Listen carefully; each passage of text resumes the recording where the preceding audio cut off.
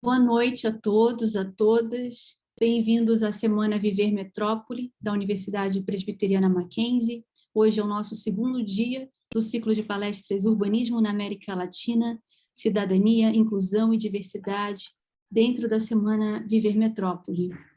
Eu sou Bianca Moro,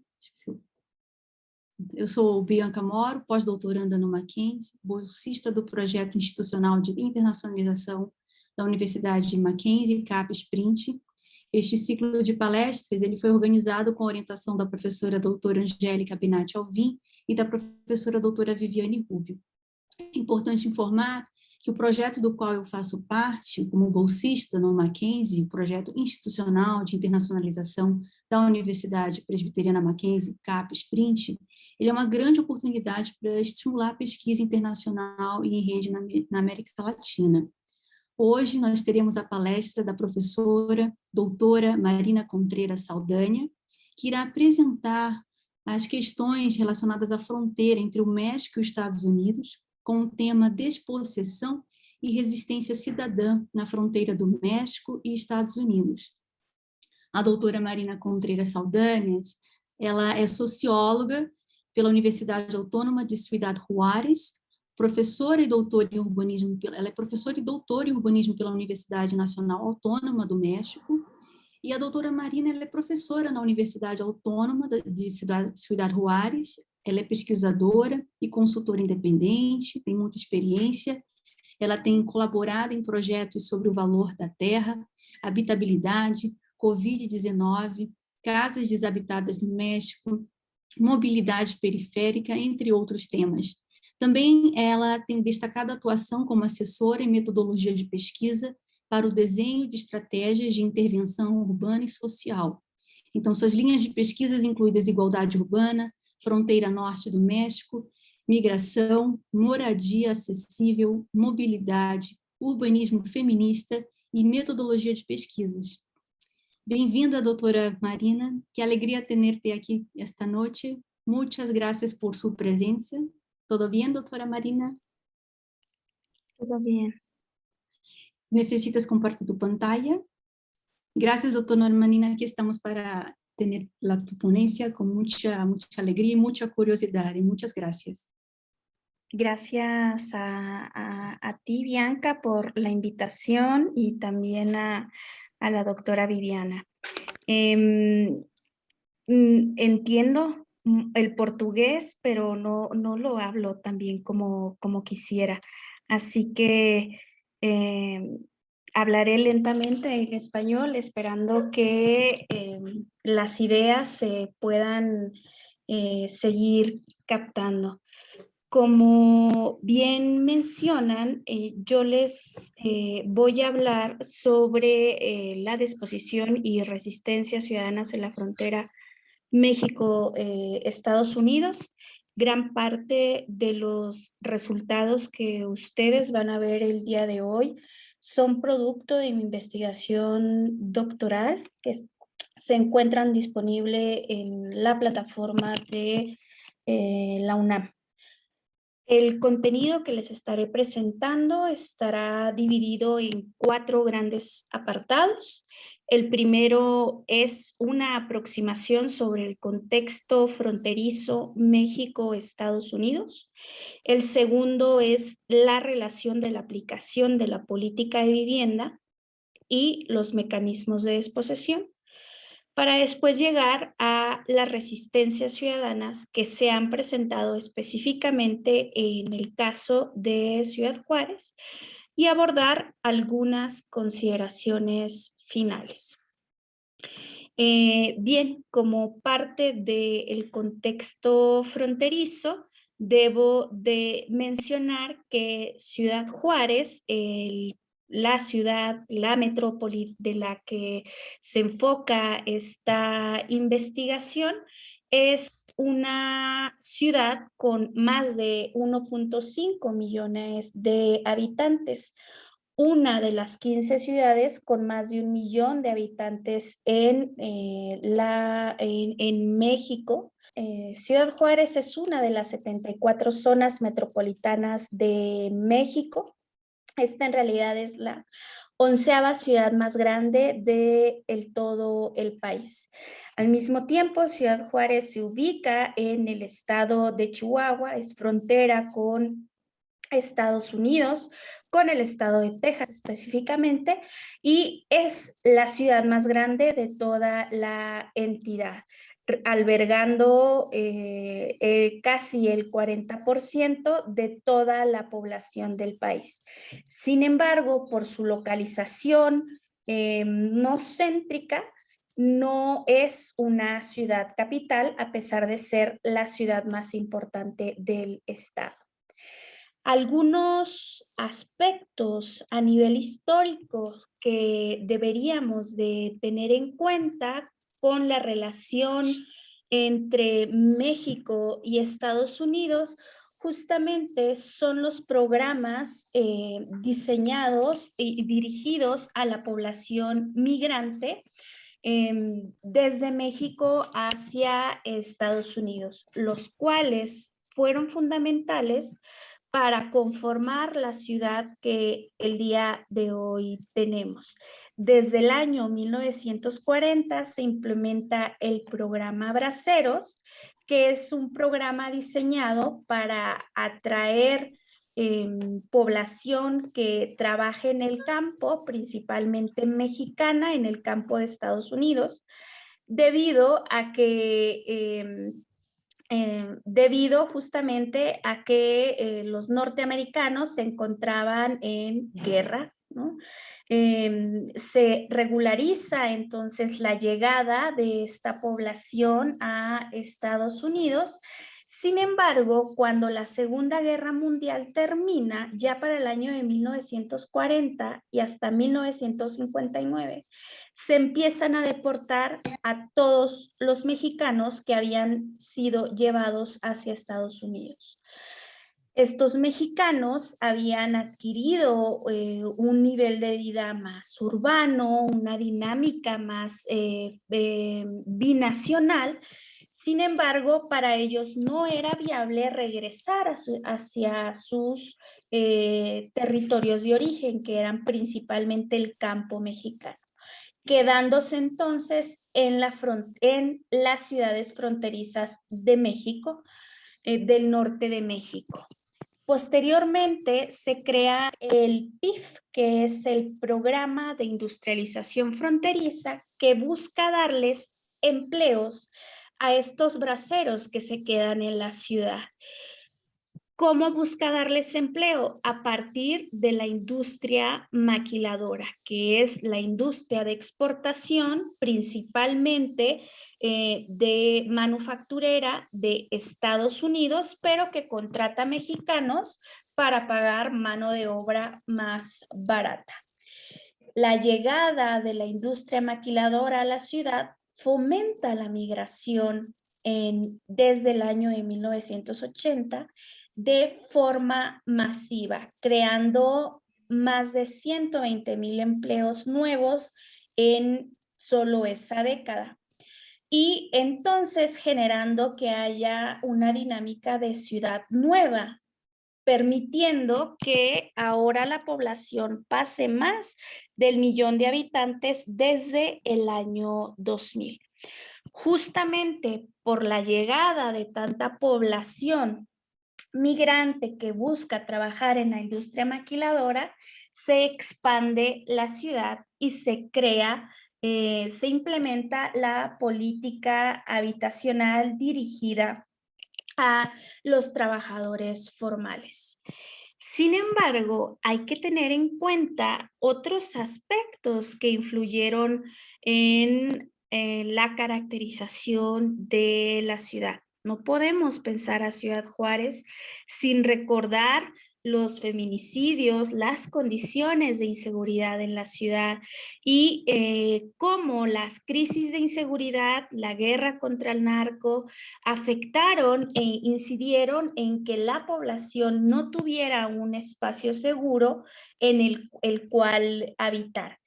Al mismo tiempo, las crisis internacionales, tanto del 2001 como la de la burbuja inmobiliaria del 2008, repercutió de manera directa en la ciudad, ocasionando escenarios de crisis, no solo de inseguridad, sino crisis en materia económica y en materia urbana. Vamos a profundizar un poco en ello en un momento. Entonces encontramos que Ciudad Juárez se encuentra al norte de el país, siendo frontera con El Paso, Texas. Pero en este caso, para abordar cuáles han sido las dinámicas que se presentaron en la ciudad, yo profundizo y aplico una metodología cuantitativa a través de encuestas representativas en 2 fraccionamientos del sur de la ciudad. En el caso específico de Ciudad Juárez, encontramos un vínculo estrecho entre su localización fronteriza y el fenómeno de migración, donde a partir de los programas que se implementaron, llega la industria maquiladora, se persuade a que llegue población a la ciudad bajo mecanismos poco comunes.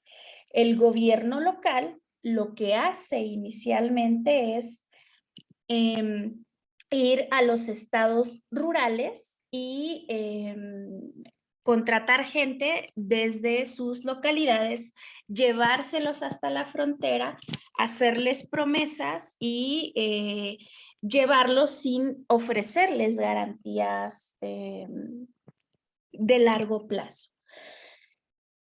Justamente debido a las condiciones de vida que tiene esta población migrante, se implementan los primeros grandes proyectos de vivienda en las ciudades fronterizas. No es únicamente en el caso de Ciudad Juárez, también en Tijuana y en otras ciudades fronterizas se aplica el mismo modelo.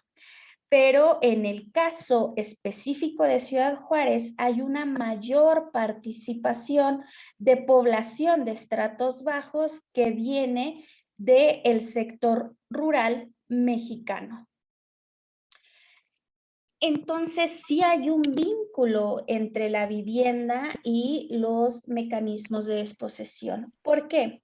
Porque inicialmente esta política de vivienda para los trabajadores sí nace con la intención de responder a las necesidades de vivienda de los sectores populares, pero que eran formales en el país, es decir, que son, que tienen prestaciones, seguridad social y que están dentro de la formalidad laboral.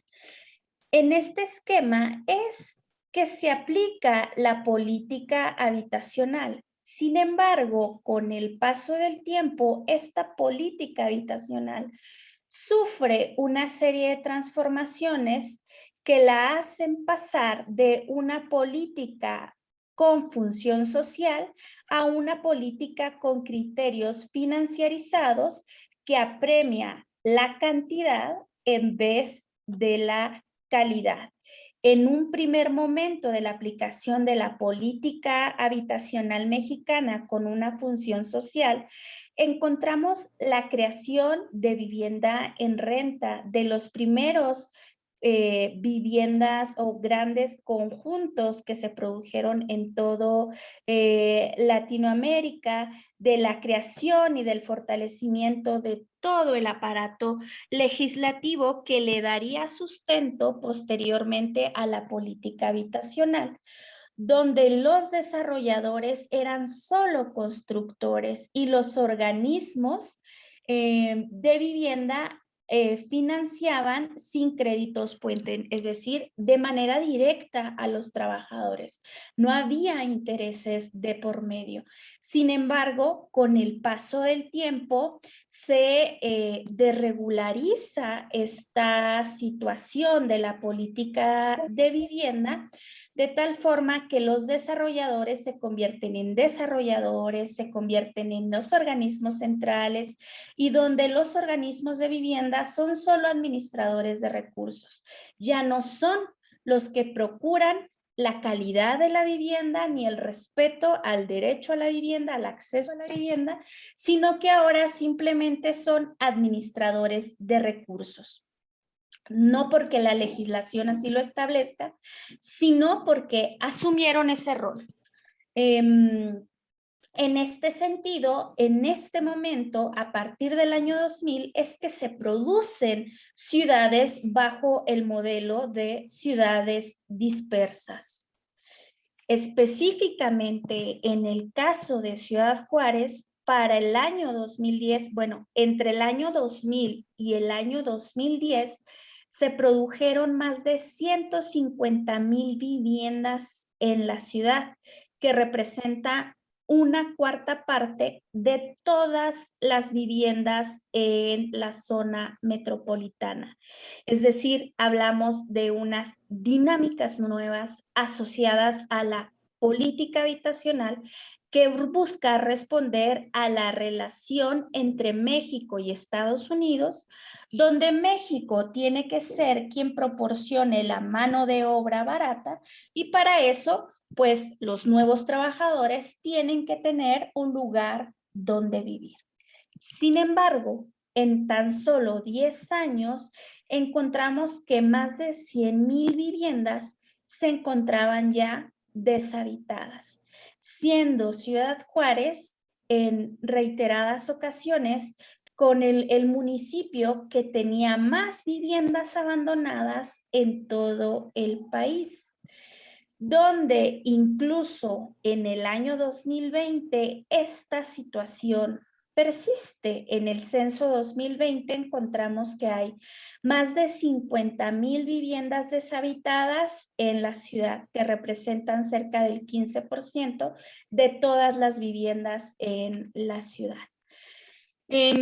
Se habla de desposesión en términos de Harvey porque efectivamente se compran casas en un mal estado, aunque no es prácticamente por nada, por una cantidad mínima, sí es una cantidad mínima la que se invierte en la producción de estas casas. Esas casas se venden a un precio exorbitante para los trabajadores. Esos trabajadores, con el paso del tiempo, presentan dificultades para satisfacer sus pagos. Con el paso del tiempo, pierden su casa y esta pérdida de su patrimonio es una estafa a las familias de bajos ingresos que las desposee de sus ahorros, que las desposee también de su patrimonio y de su oportunidad de ser partícipes de la ciudad. Entonces, la desposesión empobrece y descapitaliza a, a los nuevos habitantes de la ciudad.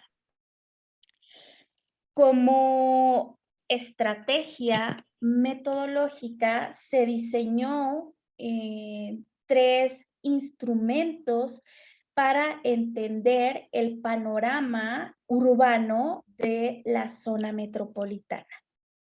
Encontramos que se aplicó una encuesta representativa en cada caso de estudio. También se aplicó una serie de fichas técnicas para evaluar las condiciones de las viviendas, tanto habitadas como no habitadas, y también las condiciones del entorno. Y esto se complementó con entrevistas semiestructuradas a informantes clave, porque el panorama mexicano y el panorama de la frontera norte de México es tan específico, es tan particular, que para terminarlo de entender hay que tener información de los organismos que forman parte de todo este entramado institucional. Encontramos en aplicación de los 2 casos de estudio, uno de ellos Senderos de San Isidro y el segundo de ellos Las Haciendas, que ambos son fraccionamientos producidos en serie con más de 4,000 y 5,000 viviendas, con viviendas de características mínimas, es decir, de metros cuadrados reducidos, donde para el 2010 ya tenían porcentajes considerables de viviendas deshabitadas. En el caso de Senderos de San Isidro, ya había para el año 2010 el 40% de las viviendas estaban deshabitadas. Eso apenas a 4 años después de haberse inaugurado estos fraccionamientos. En las haciendas encontramos una situación similar, solo a que aquí el porcentaje de viviendas deshabitadas es del 30%.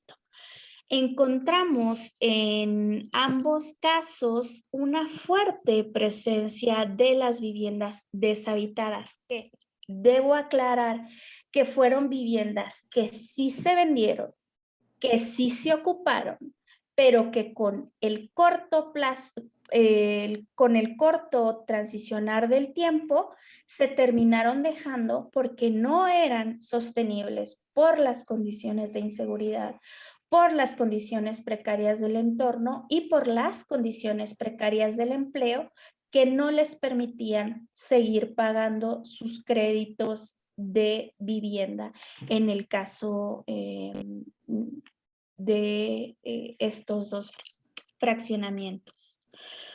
Con relación al perfil de los habitantes de ambos fraccionamientos, encontramos que los dos se encuentran en la periferia de la ciudad y en los dos residen principalmente empleados de la industria maquiladora, con hogares conformados por familias jóvenes con 1 o 2 hijos, donde en su mayoría son migrantes del interior del país y donde más de la mitad de las mujeres trabajan.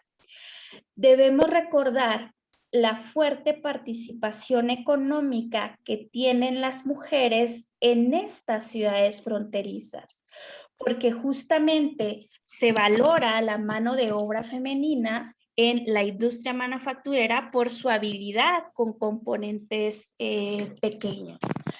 En ambos casos encontramos que hay más población migrante que en el resto de la ciudad. En la frontera, en todo el municipio, el 32% de los habitantes son migrantes, pero en estas colonias el porcentaje supera el 60%. Encontramos entonces que estos son espacios de concentración de desigualdades. De igual forma, se visualiza en ambos casos de estudio una percepción negativa de la calidad de los servicios. Hay problemas con el alumbrado público, con los servicios de recolección de basura, con los servicios de patrullaje y seguridad y con la calidad de los espacios públicos. Sin embargo, encontramos que en estos casos la mayoría de las personas son propietarios, es decir, que habitan viviendas que son propias en ambos casos. Sin embargo, se empiezan a distinguir otras dinámicas territoriales que vamos a ver en un momento. En ambos casos encontramos a población segregada de la ciudad consolidada, que presenta problemas para acceder a sus lugares de trabajo, a los lugares de entretenimiento y a los lugares educativos, donde una quinta parte ha perdido oportunidades laborales por vivir tan lejos de la ciudad consolidada y de los lugares de trabajo. Donde las personas no interactúan entre ellos como medida de seguridad, porque al evitar hablar con extraños se resguardan a ellos mismos, de tal suerte que no hay convivencia vecinal. Todas las acciones que hay en realidad son atomizadas, son seguidas por otros, pero no hay una organización de vecinos, sino que son participaciones ciudadanas particulares individuales. Se encuentra también que una quinta parte vive en hacinamiento con al menos una persona durmiendo en la sala. Encontramos que los principales problemas percibidos son justamente el alumbrado público, la inseguridad y las viviendas deshabitadas. De ahí en más, por supuesto, hay una crítica recurrente a los servicios que hay en el entorno, pero se centra principalmente en estos tres. De igual forma, encontramos que la localización, la forma de producción, de expansión de la ciudad, bajo estas lógicas de relación binacionales, donde el suelo más barato es el que se encuentra más retirado de la frontera, y entonces es el más óptimo para producir viviendas más económicas.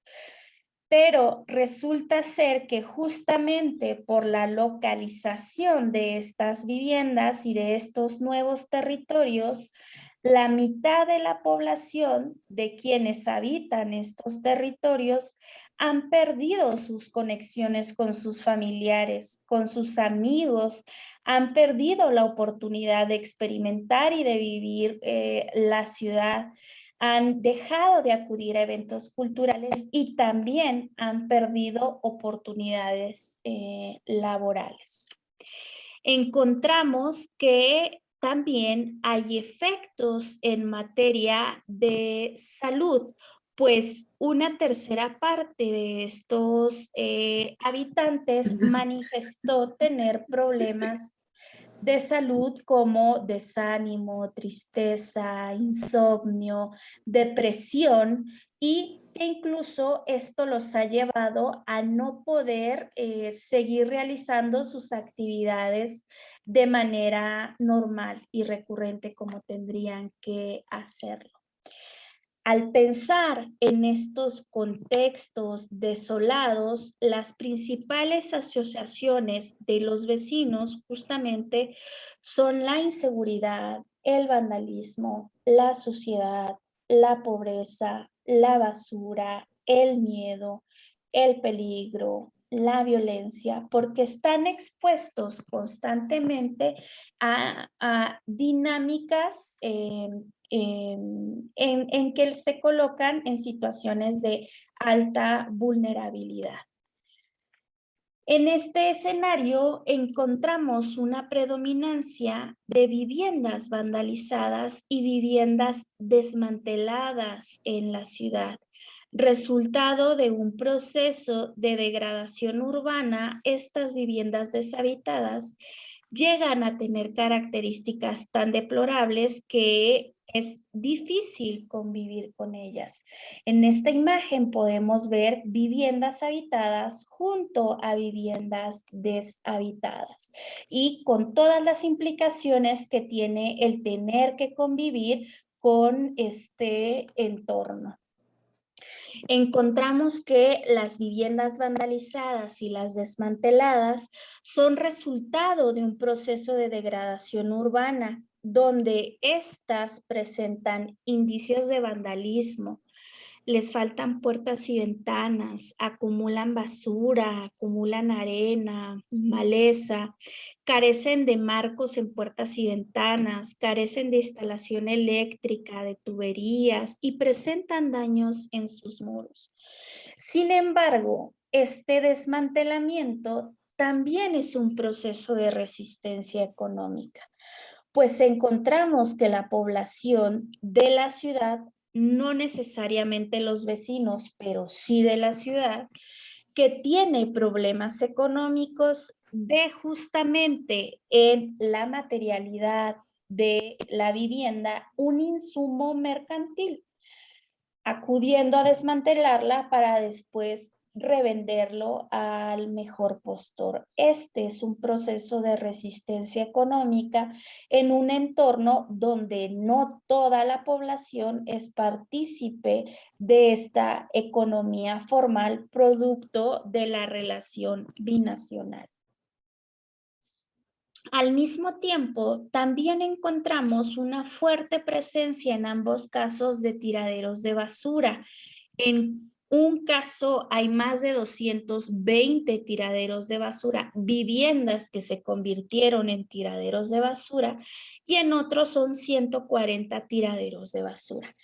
En ambos casos hay matices entre ellos, desde residuos colocados por los vecinos hasta residuos urbanos colocados por empresa. De la misma forma que por los problemas del diseño y de la planeación de estos conjuntos, también las viviendas se convierten en puntos de acumulación de arena. Encontramos, como les mencionaba, un proceso de transformación de las viviendas deshabitadas que posteriormente se vandalizan, se desmantelan, pero también tiene una fuerte relación con las resistencias atomizadas de los ciudadanos. Estas resistencias se ven manifestadas de la siguiente forma. Encontramos que si bien la vivienda ha pasado por un proceso de transformación desde estar habitada, después dejarse, justamente para contener los efectos negativos de tener que dejar la vivienda, hubo quienes prestaron su casa a algún familiar, a algún amigo de estratos más bajos que no tenía la posibilidad de acceder a un techo propio, o incluso a la población migrante que está recién llegada a la ciudad.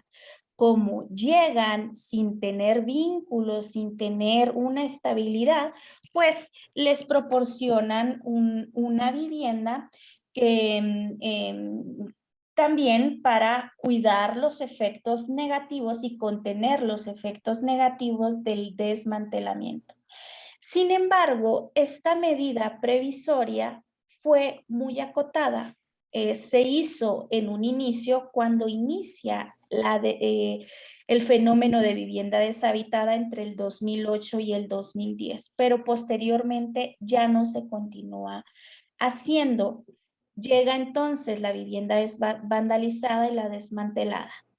Pero una vez que quisiera también mencionar que el habitar estas periferias, el habitar estos entornos a pesar de la degradación, también es un proceso de resistencia de personas que se niegan a salir de su entorno, no solo por las limitaciones que tienen, sino porque es la única alternativa que les queda si quieren seguir siendo sujetos partícipes de esta sociedad fronteriza.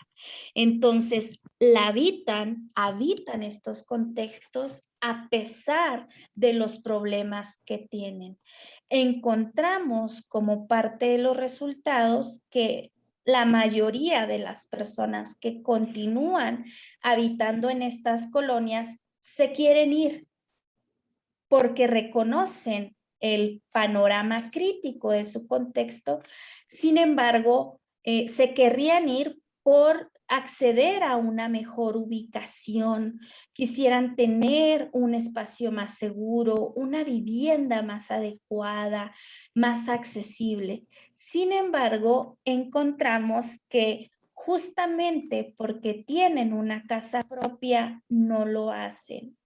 Irse representa perder su patrimonio. Quedarse representa conservar su patrimonio, resistir a las dinámicas de desposesión que les quita sus ahorros y que les quita su oportunidad de formar parte de esta sociedad fronteriza. Otro proceso de resistencia que encontramos es el bloqueo de las viviendas deshabitadas. Encontramos que hay una suerte de bloqueo de puertas y ventanas con diversos materiales para evitar las afectaciones directas a el patrimonio de cada una de las familias. No hay una organización entre vecinos donde se coordinen para vigilar cada una de las viviendas. Sin embargo, cada ciudadano se hace responsable de la vivienda contigua inmediata a ellos, justamente buscando que su patrimonio no se vea perjudicado. Para eso utilizan diversas barreras físicas como malla ciclónica, llantas, madera o block, como estamos viendo en la presente imagen. De igual forma, encontramos en este contexto que hay un proceso de invasión de la vivienda. Justamente porque se busca que vuelva la vida barrial, que vuelva la vida comunitaria en estos fraccionamientos. Es un proceso de resistencia, de lucha por el derecho a la ciudad, y esta invasión viene principalmente de tres grandes formas. En primer lugar, las personas que se expanden a la vivienda contigua para evitar que alguien más la ocupe y así invaden la vivienda de al lado. En segundo lugar, encontramos a las personas que no son trabajadores formales, que no pueden acceder a una vivienda propia en la ciudad porque como son trabajadores informales, no hay programas de acceso a la vivienda para ellos. Tampoco tienen capacidad de ahorro para pagar y solventar el costo de una vivienda. Entonces, lo que hacen es invadir una de estas viviendas que se encuentran desmanteladas y deshabitadas.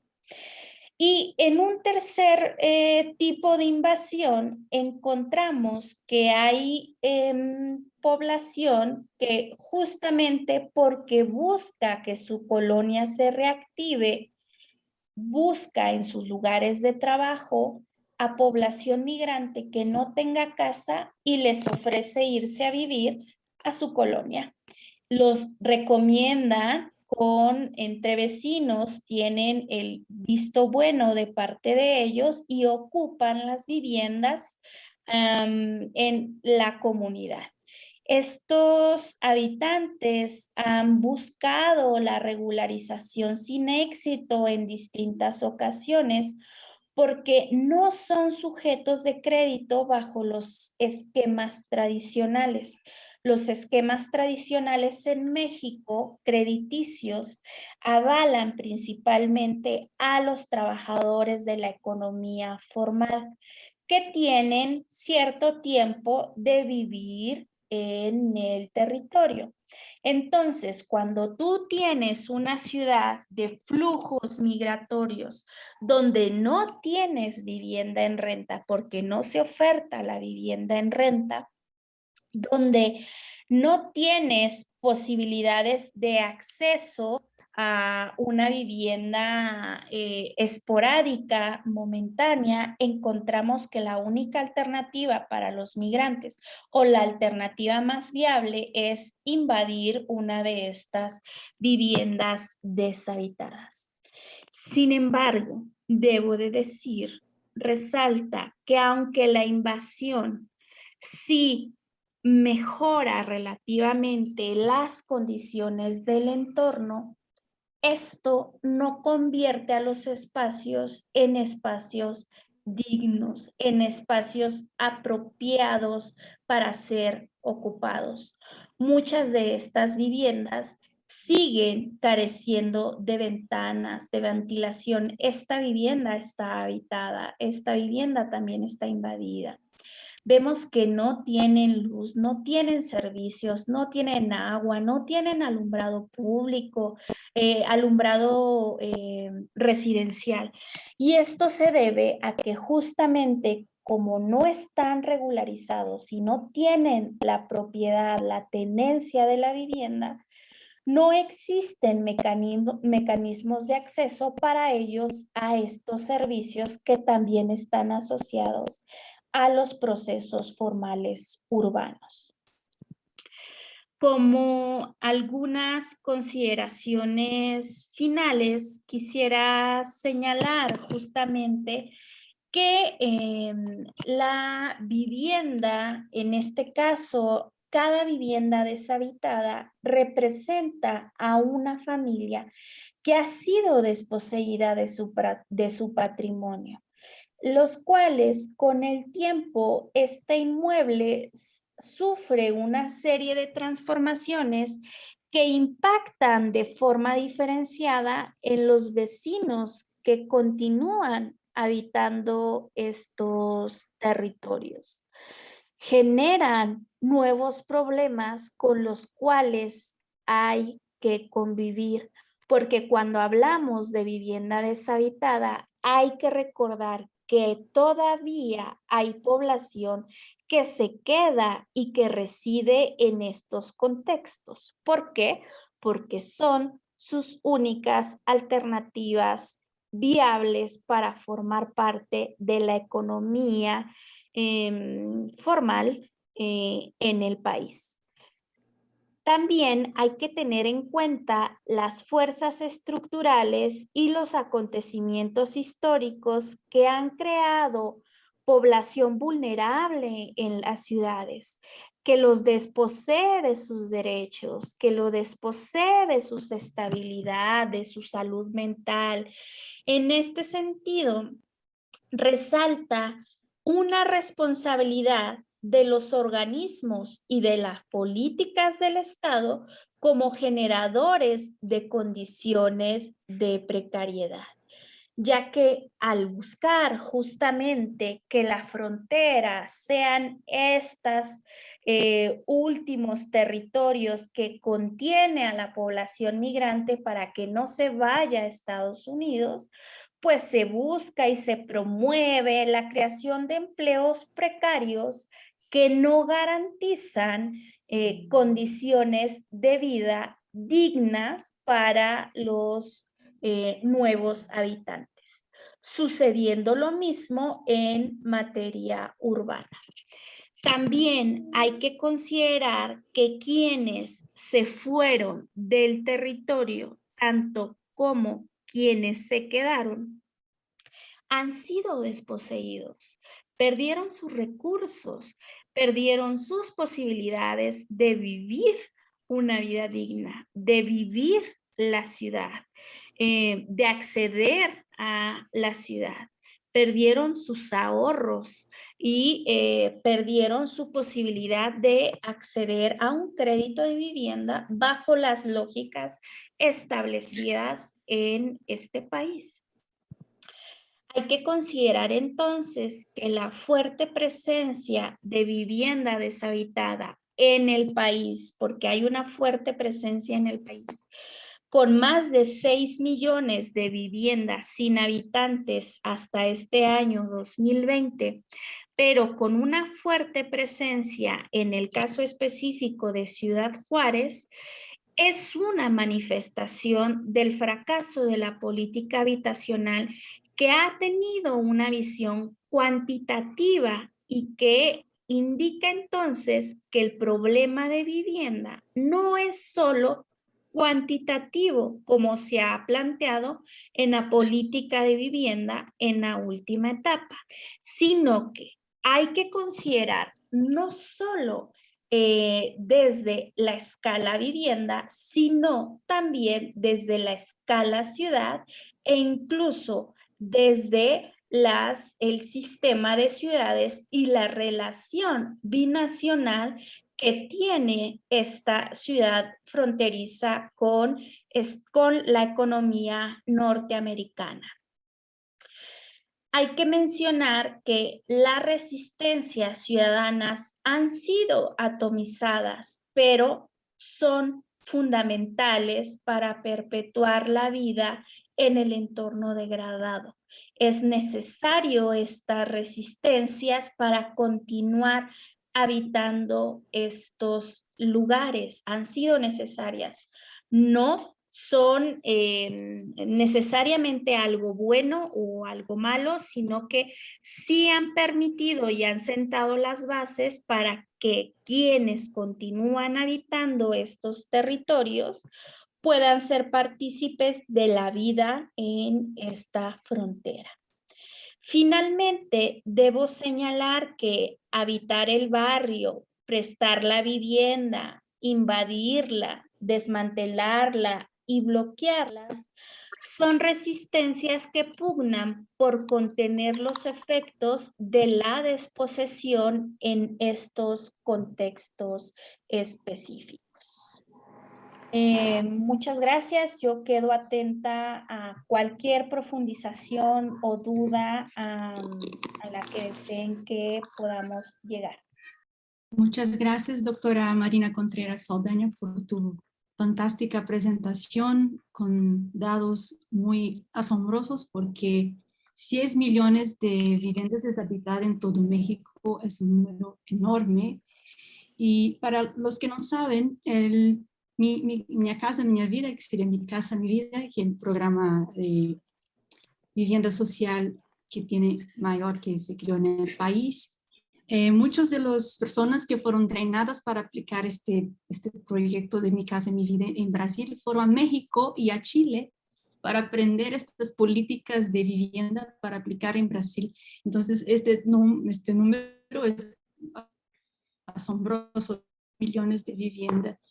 Y Marina, yo creo que en la frontera voy a abrir para preguntas. Los estudiantes que quieran hacer las preguntas pueden hacerlo ahora.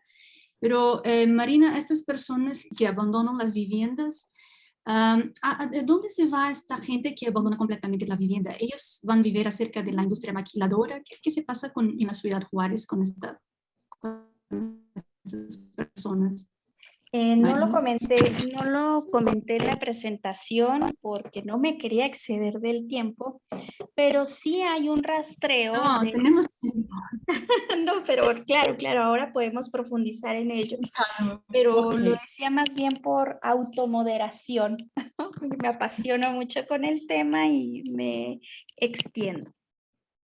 Sí hay en la investigación hay una aproximación que profundiza hacia dónde se fueron estas personas. Encontramos 3 grandes destinos generales. Las estadísticas reflejan que más de 100,000 personas se fueron a Estados Unidos y otras 100,000 retornaron hacia sus lugares de origen al interior del país. Pero también se reconoce que otro sector de los habitantes que no pudieron salir de la ciudad se relocalizaron al interior de la ciudad, justamente en las zonas de mayor accesibilidad donde tenían algún vínculo, algún familiar, porque como lo mencioné, en la ciudad no existe un mercado de vivienda en renta. Entonces, la única forma de ocupar otra vivienda es invadirla o vivir con algún familiar, ¿no? Entonces, sí, se relocalizaron, no necesariamente cercano a los lugares de trabajo, pero sí cercana a la frontera a la frontera física con Estados Unidos, porque esa zona justamente es la que concentra los servicios, la que concentra los equipamientos y la que concentra las mejores condiciones de vida en la ciudad, aunque no necesariamente son los óptimos, pero sí es donde están las mejores características en el municipio. Muchas graças, Marina. Os alunos que estão participando, se alguém quiser fazer alguma pergunta, pode fazer em espanhol, eu posso ajudar a traduzir. Alguém tem alguma pergunta, por favor? Acho que eles estão tímidos, Marina. El idioma es una barrera, ¿no? Y la investigación en general es abrumadora con tanta información, sobre todo si no hay una aproximación previa al contexto mexicano y al fronterizo. Sim, mas eu acho que a forma como você abordou os mapas, acho que ficou bastante didático. Eu vou perguntar, tem outra pergunta. Alguém quer fazer pergunta? Senão eu vou fazer a pergunta que eu tenho aqui para a Marina. Bueno, entonces, Marina, otra cuestión que me espanta con estos números de México de 6 millones, esta cosa de hacer ciudad sin calidad, y que tú hablaste mucho que hay una preocupación con la cantidad de vivienda que hacen. Pero yo creo que la cosa en la frontera es mucho más compleja, porque no es solamente la distancia que contribuye por estos dados de San Isidoro, hablaste que de 5.510 viviendas, 2.387 fueron abandonadas. Entonces es algo mucho más complejo, que la realidad no tiene cómo accesar, pagar estas casas. ¿Cómo que era la relación de oportunidad para la gente que vive en la informalidad para accesar una vivienda propia, por favor? Los problemas de estas viviendas deshabitadas, de poder cumplir con sus pagos, tienen que ver mucho no solo con la economía formal, no solo con la economía informal, sino también con la economía formal. Encontramos que las fronteras, en la frontera la vida es una vida binacional. Se habla Spanglish, se acepta el dólar como moneda.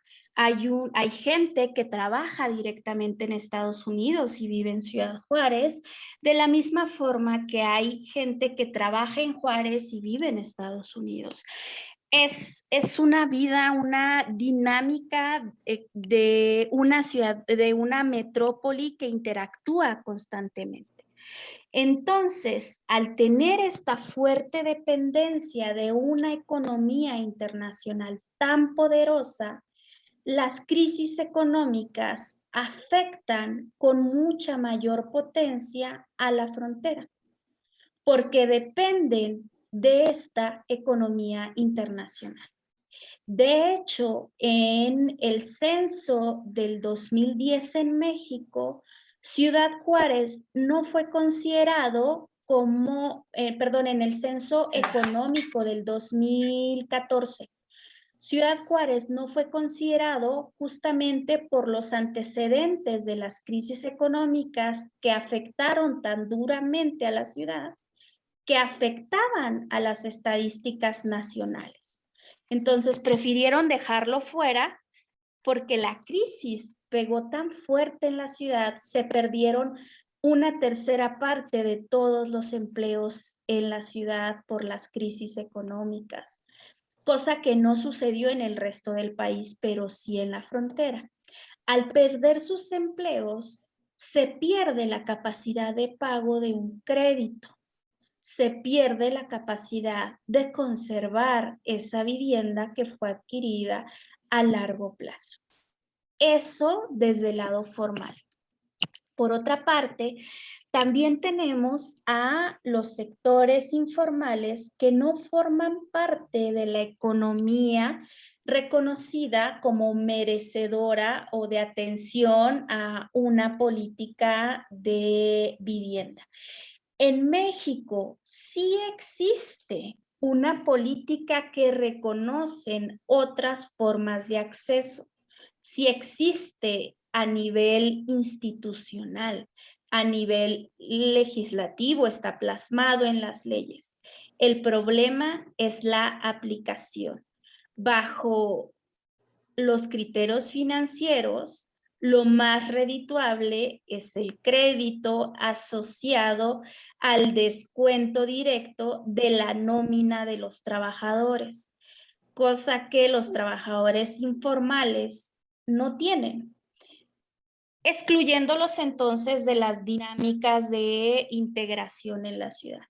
Insisto, a nivel legislativo, a nivel entramado institucional, sí existe el reconocimiento de la vivienda comunitaria, el reconocimiento de la autoconstrucción, de la autoproducción de la vivienda, pero no son mecanismos impulsados masivamente como si lo es la vivienda obtenida mediante el crédito para los trabajadores.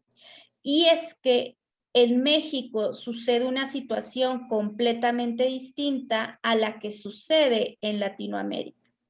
El dinero que se utiliza para la construcción de estas viviendas es directamente dinero aportado por los trabajadores y por los patrones, porque hay un fondo de ahorro en el que en cada recibo de nómina ellos están aportando y aportando y aportando. No es dinero del Estado, es dinero de los trabajadores. Y con ese dinero se hace una bolsa común a la que después se le agregan intereses y a la que después se construye una vivienda y a costos más exorbitantes y el trabajador compra una vivienda más cara con dinero construida con dinero de ellos. Entonces, sí es una dinámica muy particular que la diferencia del caso latinoamericano. Graças, Marina. Por favor, alguém tem alguma pergunta para fazer? Tá, tem uma pergunta da Bruna Siqueira. Marina, vou ler aqui para você. Ela falou, vou ler em português, tá? Se você não entender, eu traduzo para o espanhol. A Bruna Siqueira pergunta, gostaria de saber se existe alguma perspectiva no horizonte para as pessoas que não conseguem abandonar suas casas porque são próprias. Que a gente que se queda em suas casas, se há uma perspectiva porque são casas próprias, então não vão abandonar suas próprias casas. Qual é a perspectiva para esta gente? Certo, Bruna? Não sei se eu expliquei direitinho. Tá certo. Pode? Sim, é isso, Maria. En la investigación se hizo un rastreo de quiénes son los que se quedan y por qué se quedan. Se identificó a 4 grupos de personas. 2 que fueron quienes sí se quedaron, quienes padecieron el peor momento, que vivieron toda la deshabitación, que vivieron la inseguridad, las crisis económicas, específicos en este contexto. Y tenemos otra parte de población que no se quedó, sino que acaba de llegar. Y acaba de llegar por las reformas federales justamente que le dan un trato distintivo a la frontera. En la frontera el salario mínimo es más alto que en el resto del país. Y esto se debe porque se espera que la población migre a la frontera, pero no migre a Estados Unidos, ¿no? Entonces les ofrecen estos insumos a partir del año 2019 y estos trabajadores recién llegados pues llegan y habitan estos lugares.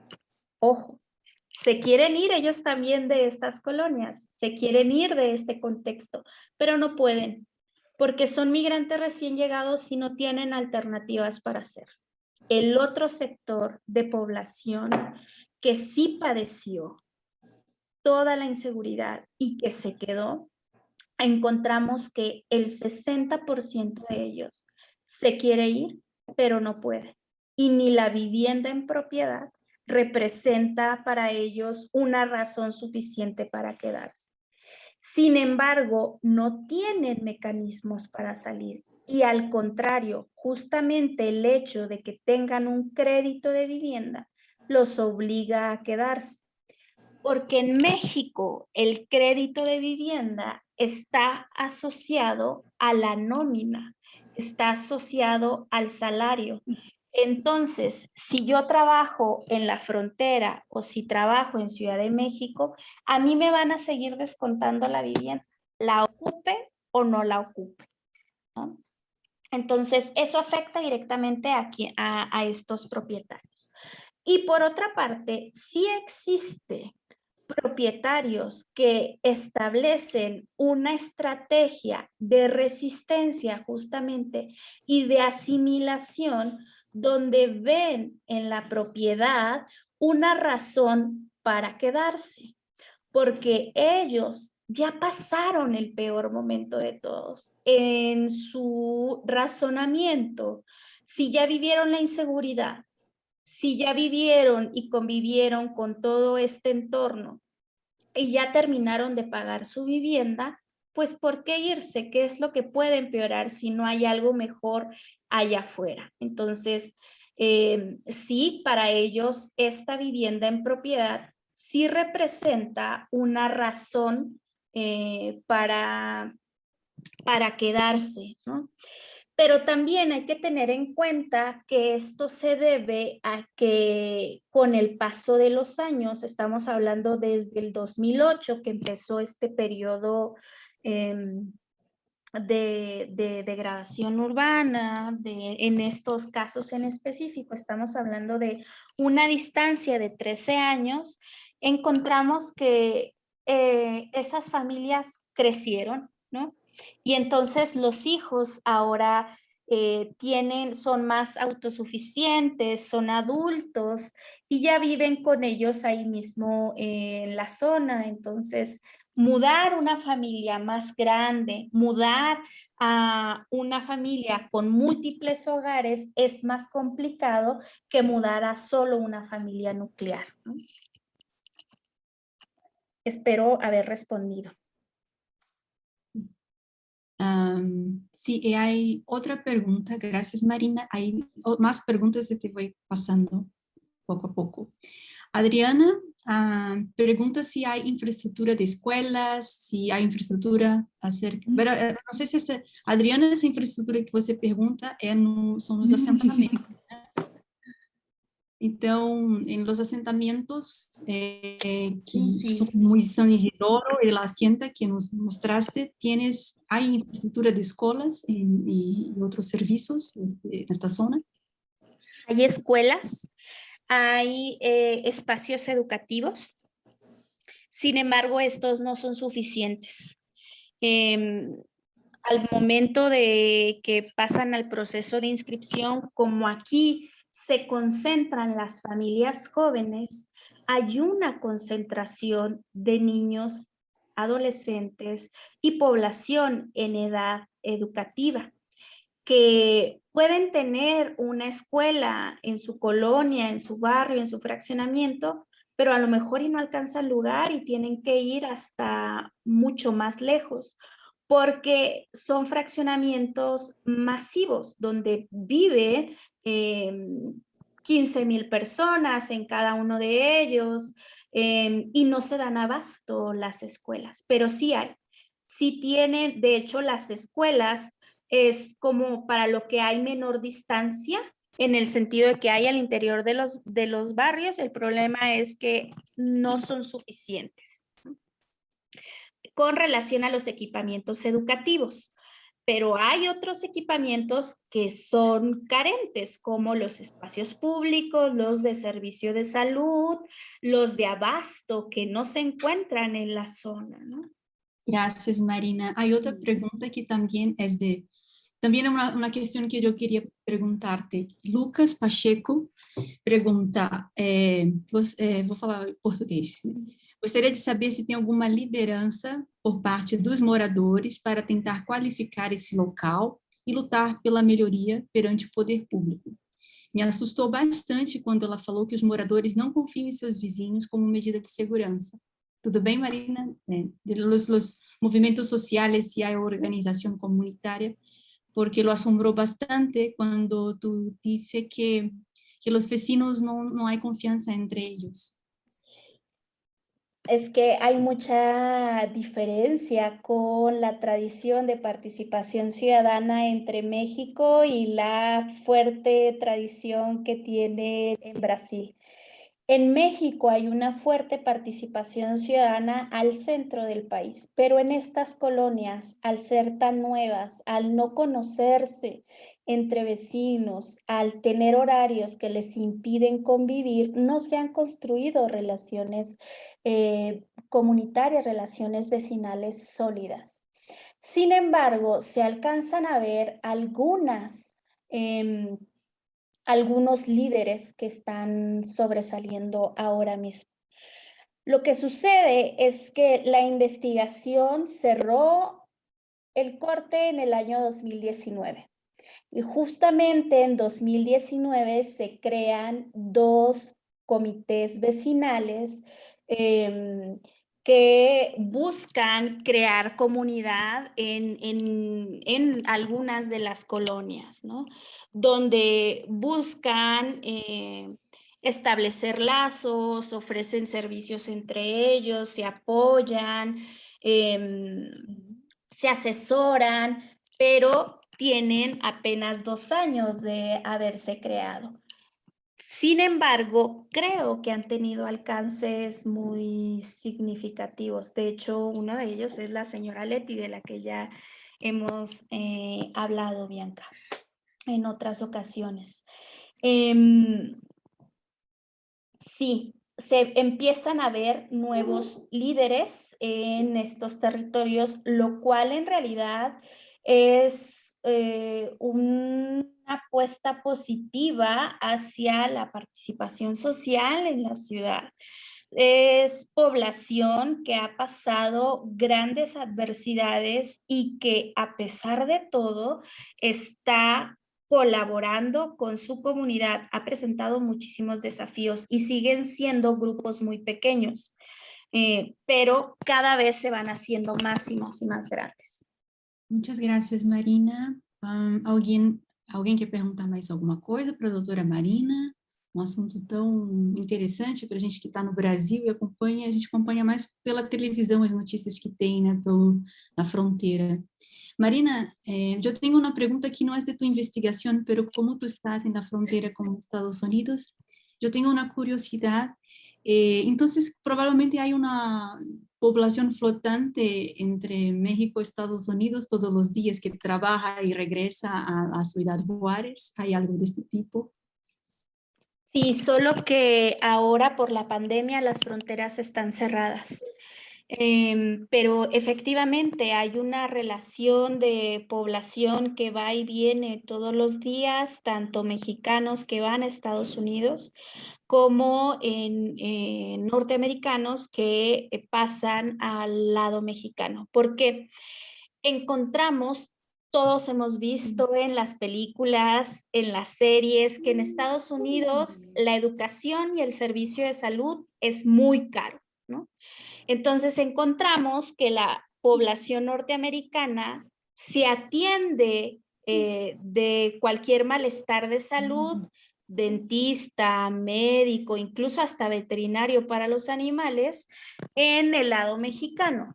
Y por otra parte, encontramos que los trabajadores del hogar, los trabajadores de ciertos servicios de Estados Unidos, de El Paso, Texas específicamente, vienen del lado mexicano. Y sí, hay una relación simbiótica entre estas ciudades. Sin embargo, por la pandemia, solo pueden circular la población nacionalizada norteamericana hacia México y hacia Estados Unidos. Los mexicanos no nacionalizados no pueden pasar hacia Estados Unidos. Entonces, esta dinámica ahorita está muy fracturada, pero sí ha sido algo constante. Muchas gracias, Marina.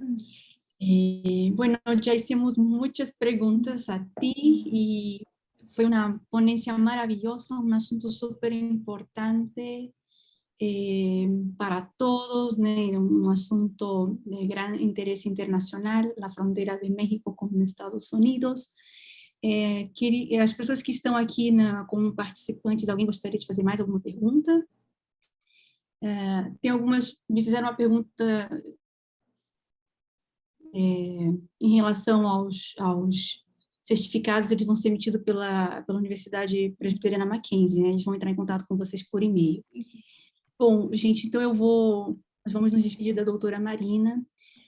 Doutora Marina Contreras Saldaña, muchísimas gracias por tu participación en este ciclo internacional de ponencias, por traer este asunto tan importante de las viviendas en la frontera de México, que un asunto que nos trae mucha sorpresa, porque ya en Brasil tenemos proyectos de vivienda, programas de vivienda en Brasil que fueron inspirados en México, y estos datos que tú nos traes es algo que debemos tener mucha atención con los que está pasando en México para que no se pase en Brasil también.